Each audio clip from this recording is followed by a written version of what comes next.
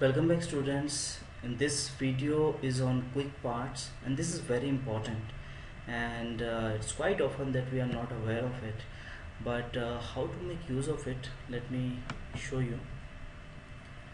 Okay, so I'm going to remove this title and I'm going to quick parts, document property. You need to go after quick parts, and whatever property you want to take, you can take it. Let's say I'm going for title, and title I have selected Cinema of India because I have already worked in this document and I have used this property. That's the reason it's coming Cinema of India. But generally when you are going to use it, it's going to come blank, nothing will come here. So okay, so Cinema of India we have taken, and let's say I'm giving it heading 1. Not only this, I'm going here in the header section, and also again I'm going to insert quick parts, document property, and I'm going to use this very title or the property, document property.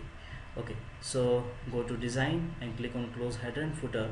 You can see the Cinema of India is going to be the header section every time, and it's very reasonable also. Now what is a good part of it? Let's say if I'm going to change Cinema of India into Movie of India,